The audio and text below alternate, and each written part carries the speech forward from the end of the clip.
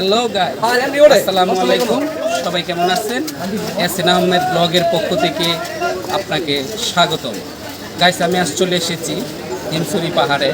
হিমছড়ি পাহাড়ের যে ঐতিহাসিক সৌন্দর্য খুবই চমৎকার, সেগুলো আপনাদেরকে দেখাবো। সঙ্গেই থাকুন, এসএন আহমেদ ব্লগের সাথেই থাকুন। আর এখন এই সিঁড়ি দিয়ে আমরা উপরের দিকে প্রবেশ করব।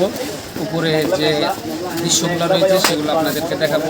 সঙ্গেই থাকুন, এসএন আহমেদের ব্লগের সাথেই থাকুন। ওরে কায়েস রে বক্কর, আমি পরে টরে জায়গায় বটস কইরা। ওরে বক্কর, কক্সবাজার গিয়েছেন কিন্তু হিমছড়িতে যাননি কিংবা হিমছড়ির নাম শুনেননি এমন লোক খুঁজে পাওয়া খুবই মুশকিল। কক্সবাজার থেকে মাত্র 12 কিলোমিটার দূরে পাহাড়ের কূলে অবস্থিত হিমছড়ি। হিমছড়ি ছোট বড় ঝর্ণা, পাহাড় আর ফটোগ্রাফি সমুদ্র পর্যটকদের বিমোহিত করে রাখবে।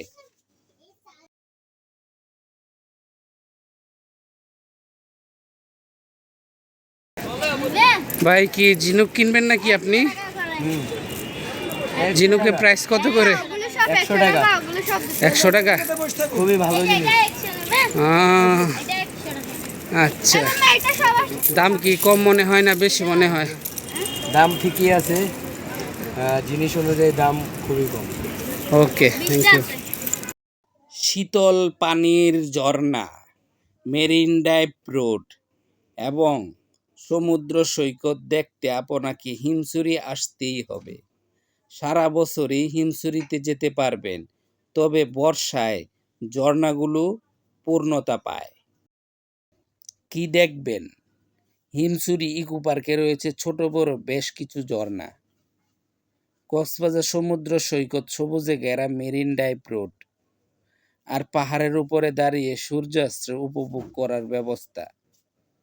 এছাড়াও পাহাড়ের পাদদেশে ইকো পার্কে প্রবেশের মুখে বার্মিজ মার্কেট থেকে পছন্দের কেনাকাটা করে নিতে পারেন সহজেই। কিভাবে যাবেন?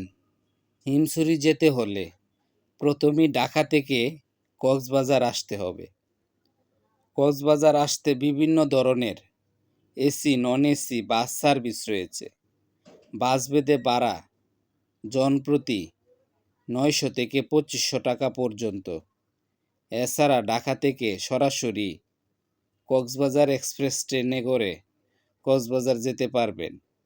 আর যদি বাজেট নিয়ে কোনো টেনশন না থাকে, তবে কক্সবাজার যাওয়ার জন্য আকাশপথ বেছে নিতে পারেন।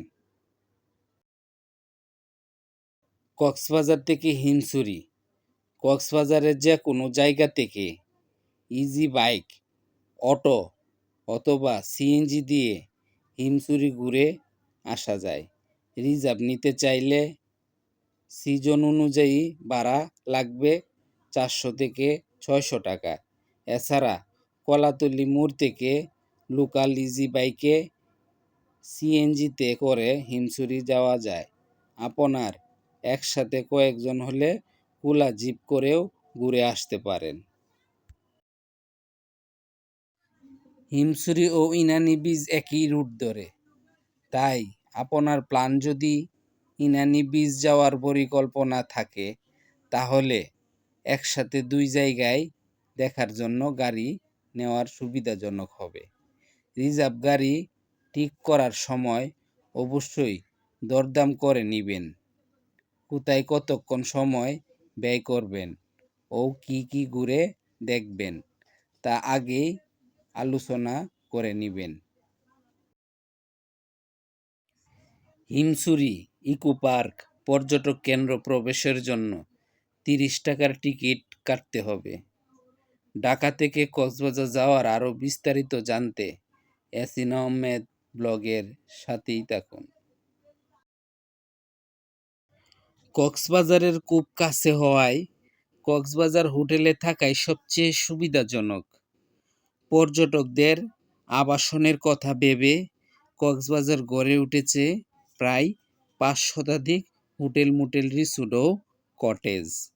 এগুলোর মধ্যে mermaid beach resort, Simon beach resort, অনেশ paradise, long beach, Cox today, sea palace, seagull, coral reef, Nitul resort, Islandia, beach view, sea crown, uni resort, Urmi guest house, coral reef, Iqra beach resort, officers inn, Kallol, honeymoon resort, Nilima resort উল্লেখযোগ্য।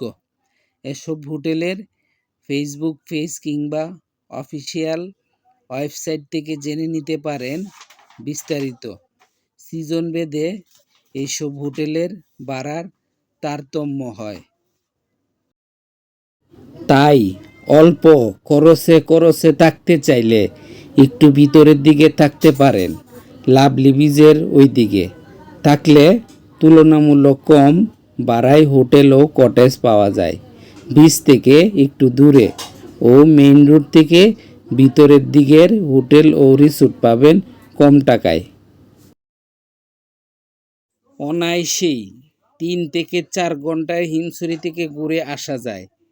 তাই চাইলে হালকা শুকনো খাবার সাথে রাখতে পারেন কিংবা পুনরায় কক্সবাজার ফিরে খেতে পারেন। কক্সবাজার খাওয়ার জন্য বিভিন্ন মানের রেস্তোরাঁ রয়েছে।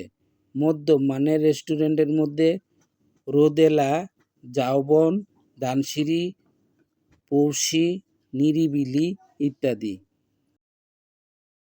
ইয়াসিন আহমেদ ব্লগ সবসময় চেষ্টা করছে আপনার কাছে হালনাগাদ তথ্য উপস্থাপন করতে।